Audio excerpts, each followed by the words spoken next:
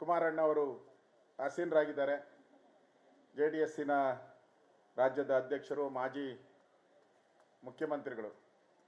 ಅವರು ಸದಾ ಹೇಳ್ತಾ ಇರ್ತಾರೆ, ಈ ಪಾಪಿಗಳ ಜೊತೆ ನಾನು ಸರ್ಕಾರ ಮಾಡಿ ಕ್ಲರ್ಕ್ ಆಗಿದ್ದೆ. ನಾನು 1 ವರ್ಷ 14 ತಿಂಗಳು ಕ್ಲರ್ಕ್ ಆಗಿ ಕೆಲಸ ಮಾಡಿದ್ದೀನಿ, P1 ಆಗಿ ಕೆಲಸ ಮಾಡಿದ್ದೀನಿ.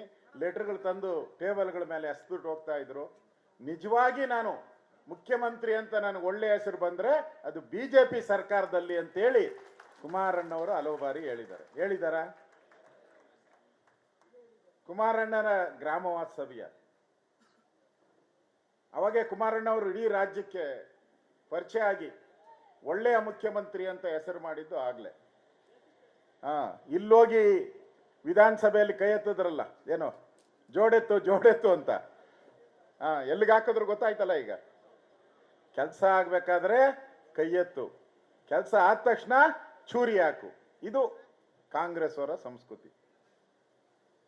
ಅದನ್ನ ಅರ್ಥ ಮಾಡ್ಕೋಬೇಕು ನಾವು. ವೇದಿಕೆ ಮೇಲೆ ನಮ್ಮ ಅಶ್ವಥ್ ನಾರಾಯಣ ಅವರಿದ್ದಾರೆ, ನಮ್ಮ BJPಯ ಹಿರಿಯ ಮುಖಂಡರು ಮತ್ತು ಮಾಜಿ ಉಪಮುಖ್ಯಮಂತ್ರಿಗಳಾಗಿ ಕೆಲಸ ಮಾಡಿದ್ದಾರೆ. ಅದೇ ರೀತಿ ನಮ್ಮ ಗೋಪಾಲಣ್ಣ ಅವರು ನನ್ನ ಆತ್ಮೀಯ ಸ್ನೇಹಿತರು, ಮಾಜಿ ಮಂತ್ರಿಗಳಾಗಿ ಕೆಲಸ ಮಾಡಿದ್ದಾರೆ. ನಮ್ಮ ಮುನಿರತ್ನ ಅವರು ಕೂಡ ಈಗ ಒಳ್ಳೆ ಡೈಲಾಗ್ ಹೊಡೆದಿದ್ದಾರೆ. ಕುರುಕ್ಷೇತ್ರದ ಡೈಲಾಗ್, ಒಳ್ಳೆ ಡೈಲಾಗು ಕೂಡ ಹೊಡೆದಿದ್ದಾರೆ. ಸೊ ನಿಖಿಲ್ ಕುಮಾರಸ್ವಾಮಿ ಅವರು ಕೂಡ ಯುವ ಜನತಾ ದಳದ ಅಧ್ಯಕ್ಷರು. ಅದೇ ರೀತಿ ನಮ್ಮ ಮಾಜಿ ಮಂತ್ರಿಗಳಾದಂಥ ಯೋಗೇಶ್ವರ್ ಅವರು ಕೂಡ ಬಂದಿದ್ದಾರೆ. ಜವರಾಯಿ ಗೌಡ್ರಿದ್ದಾರೆ, ಶರವಣ ಇದ್ದಾರೆ, ಆದೇವೇಗೌಡರು ನಮ್ಮ ಅಭ್ಯರ್ಥಿ, ರಮೇಶ್ ಗೌಡ ನಮ್ಮ ಅಧ್ಯಕ್ಷರು. ಅದೇ ರೀತಿ ಬಹಳಷ್ಟು ಮಹಿಳಾ, ಶ್ರೀಮತಿ ಲಕ್ಷ್ಮಿ ಅವರು, ಶ್ರೀಮತಿ ಶೈಲಜಾ ಅವರು. ನಡಿ ಈಗ ಶುರು ಮಾಡೋಣ.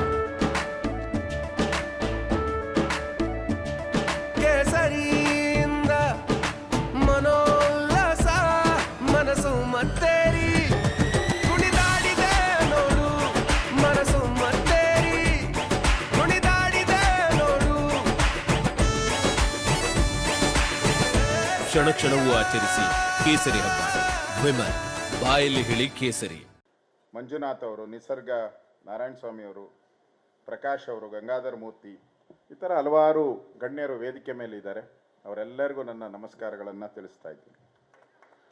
ಬಂಧುಗಳೇ, ಇದು ಈಗ ನಾವು ಹೊಂದಾಣಿಕೆ ಆಗಿದ್ರು ಕೂಡ ಮೂಲತಃ ನಾವೆಲ್ಲ ಮೊದಲು ಜನತಾ ಪಾರ್ಟಿಯಲ್ಲಿ ಒಟ್ಟಿಗೆ ಇದ್ರಿ. ನಾವೆಲ್ಲ ಜನತಾ ಪಾರ್ಟಿ ಇದ್ದಾಗ ಒಟ್ಟಿಗೆ ಇದ್ರಿ. ಕಾಂಗ್ರೆಸ್ಸಿನ ದುರಾಡಳಿತ ಎಮರ್ಜೆನ್ಸಿ ತಂದು ಪತ್ರಿಕೆಯವ್ರನ್ನೆಲ್ಲ ಜೈಲಿಗೆ ಹಾಕಿ, ವಿರೋಧ ಪಕ್ಷದವ್ರನ್ನೆಲ್ಲ ಜೈಲಿಗೆ ಹಾಕಿದಾಗೂ ಕೂಡ ನಾವು ಕೂಡ ಅವತ್ತು ಜನಸಂಘ ಮತ್ತು ದೇವೇಗೌಡರು ಕೂಡ ಜೈಲಲ್ಲಿ ಹೋಗಿ ಇದು ಬಂದಂಥವ್ರು. ಅಂದರೆ ಕಾಂಗ್ರೆಸ್ಸಿನ ವಿರುದ್ಧವಾದಂಥ ಒಂದು ರಕ್ತಗತವಾಗಿ ನಮ್ಮ ಮೈಯಲ್ಲಿ ಬಂದ್ಬಿಟ್ಟಿದೆ. ಕಾಂಗ್ರೆಸ್ಸಿನ ವಿರುದ್ಧವಾದಂಥ ಒಂದು ಹೋರಾಟವನ್ನು ನಾವು ಮಾಡಿದ್ದೀರಿ. ಮೊದಲಿಂದನೂ ಕೂಡ ಜನತಾ ಪಕ್ಷದಲ್ಲಿ. ಈಗ ಮತ್ತೆ ಆ ಒಂದು ಅವಕಾಶ ಇವಾಗ ಹೊಂದಾಣಿಕೆ ಆಗಿರೋವಂಥದ್ದು ಅದೇ ಮಾದರಿ ಅಂತ ತಿಳ್ಕೊಳ್ಳಿ. ಸ್ವಲ್ಪ ಏನಾನ ಮನಸ್ಸು ಮಾಡಿದರೆ ಯೋಚನೆ ಮಾಡಿರಿ. ಸ್ವಲ್ಪ 1 ವರ್ಷದ ಹಿಂದೆ ಏನಾದರೂ ಮನಸ್ಸಾಗಿದ್ರೆ ಈ ದರಿದ್ರ ಸರ್ಕಾರ ಇವತ್ತು ಬರ್ತಾನೆ ಇರಲಿಲ್ಲ. ಗ್ಯಾರಂಟಿನ ಬರ್ತಾ ಇತ್ತ ಇವರು, ಹೆಜ್ಜೆನೇ ಇಕ್ತಾ ಇರಲ್ಲ ಇವರು. 1 ವರ್ಷದಿಂದ ಏನಾನ ಈ ಥರದ ಹೊಂದಾಣಿಕೆ ಆಗಿದ್ರೆ ಈ ದರಿದ್ರ ಸರ್ಕಾರ, ಈ ಲೂಟಿಕೋರರ ಸರ್ಕಾರ ಬರ್ತಾನೆ ಇರಲಿಲ್ಲ. ಬಿಡಿ, ಆಗಿದ್ದಾಗೋಯ್ತು. ಇನ್ನು ಮುಂದೆ ಆದ್ರೂ ಏನ್ ಮಾಡಬೇಕು ಅಂತ ಯೋಚನೆ ಮಾಡೋಣ. ಈಗ ಆ ದೇವೇಗೌಡರನ್ನ ಗೆಲ್ಲಿಸಿದ್ರೆ ಮತ್ತೆ ನಮ್ಮ ದೇವೇಗೌಡರಿಗೆ ಕಿರೀಟ ಬರ್ತೈತೆ. ಎಲ್ಲಿ ನಮ್ಮ ದೇವೇಗೌಡರಿಗೆ ಕಿರೀಟ ಬರ್ತೈತೆ. ಅದನ್ನೇ ನಮ್ಮ ಫಿಲಂ ಮುನಿರತ್ನ ನಮ್ಮ ಡೈರೆಕ್ಟರ್ ಹೇಳಿದ್ದು. ನಮ್ಮ ಡೈರೆಕ್ಟರ್ ಅವರು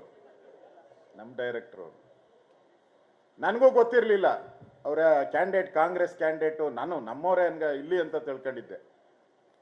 ನನಗೂ ಗೊತ್ತಿರಲಿಲ್ಲ ಅವರು ಕ್ಯಾಂಡಿಡೇಟು ಬೇರೆ ಕಡೆ ಎಲ್ಲೋ. ಮುನಿರತ್ನ ಅವರು ಹೇಳ್ತಾ ಇದ್ರು, ಮಹಾರಾಷ್ಟ್ರ ಬಂದಿರೋದು ಅಂದರೆ ರಾಮೋಜಿ ರಾವ್ ಅಂತ, ಈಗ ಹೆಸರು ಬದಲಾವಣೆ ಮಾಡ್ಕೊಂಡು ಗೌಡ ಅಂತ ಇಟ್ಕೊಂಡಿದ್ದಾರೆ ಅಂತ ನನಗೆ ಗೊತ್ತಿರಲಿಲ್ಲ. ಮುನಿರತ್ನಮ್ಮವರು ರಿಸರ್ಚ್ ಮಾಸ್ಟ್ರು. ಅವರು ರಿಸರ್ಚ್ ಮಾಡಿ ನೋಡಿ, ಎಲ್ಲ ರಿಸರ್ಚ್ ಮಾಡಿ ಹೇಳಿದ್ದಾರೆ. ಜನಕ್ಕೂ ಗೊತ್ತಾಗ್ಲಿ ಅಂತ ಹೇಳಿದಾರ. ನೋಡಿ ಮುನಿರತ್ನಮ್ಮ ಎಷ್ಟು ಬುದ್ಧಿವಂತರಿದ್ದಾರೆ ನೋಡಿ. ಅದರಿಂದ ಆ ದೇವೇಗೌಡ ನಮ್ಮ ಒಳ್ಳೆಯ ಅಭ್ಯರ್ಥಿ. ಸರಳ ಸ್ವಭಾವದವರು, ಒಕ್ಕಲಿಗರ ಸಂಘದಲ್ಲಿ ಡೈರೆಕ್ಟರ್ ಆಗಿ, ಸೆಕ್ರೆಟರಿ ಆಗಿ ಕೆಲಸ ಮಾಡಿದ್ದಾರೆ, ಪರಿಚಯ ಇದೆ. ಅವ್ರನ್ನ ನಾವು ಗೆಲ್ಲಿಸ್ಬೇಕು.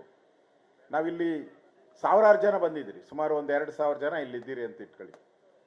ನಾವು ಇಲ್ಲಿ ಭಾಷಣ ಕೇಳ್ತೀರಿ, ಕುಮಾರಣ್ಣ ಭಾಷಣ ಮಾಡಿದ್ರು, ನಾನು ಅಶ್ವಥ್ ನಾರಾಯಣ್ ಎಲ್ಲ ಭಾಷಣ ಆಯ್ತು ಕೇಳಿ ಹಿಂಗೆ ಟವಲ್ ಒದರ್ಬಿಟ್ಟು ಹಿಂಗೆ ಮನೆ ಕಡೆ ಹೋದ್ರೆ ಏನೂ ಆಗಲ್ಲ. ಅವತ್ತು ವೋಟಿಂಗ್ ದಿನ 4ನೇ ತಾರೀಕಲ್ಲನಪ್ಪ, 3ನೇ ತಾರೀಕು ವೋಟಿಂಗ್ ದಿನ ನಮ್ಮ ಕಾರಲ್ಲಿ ನಮ್ಮ ಜೊತೆ ಇನ್ನು 3 ಜನನ ಕೂತಿರ್ಸ್ಕೊಂಬರ್ಬೇಕು. ನಮ್ಮ ಕಾರಲ್ಲಿ ಮೋಟ್ರ್ ಬೈಕಲ್ಲಿ ಬಂದರೆ ನಮ್ಮ ಜೊತೆ ಹಿಂದೆ ಒಬ್ಬನು ಪರ್ಮನೆಂಟಾಗಿ ಎಲ್ಲಿಗೆ ನಾವು ಅವತ್ತು ನಾವು ಪರ್ಮನೆಂಟಾಗಿ ಒಂದು ಓಟ್ ಹಾಕ್ಸ್ತೀರಿ. ನಾವಿರೋರು ನಾವು ಹಾಕ್ತೀರಿ, ಇಲ್ಲ ಅಂದರೆ ನನ್ನ ಕಾರಲ್ಲಿ 4 ಜನನ ಇಲ್ದಿದ್ದು ನನ್ನ ಕಾರೇ ಹೊರಡಲ್ಲ ಅಂತ ತೀರ್ಮಾನ ಮಾಡಿ ಈ 2,000 ಜನ ತೀರ್ಮಾನ ಮಾಡಿದ್ರು 10,000 ಜನ ಹೊಡ್ತಾರೆ. ಅವಾಗ ಕುಮಾರಣ್ಣವರು ಸಭೆ ಕರೆದಿದ್ದಕ್ಕೂ ಸಾರ್ಥಕ ಆಗ್ತೈತೆ, ನಾವು ಭಾಷಣ ಮಾಡಿದ್ಕೂ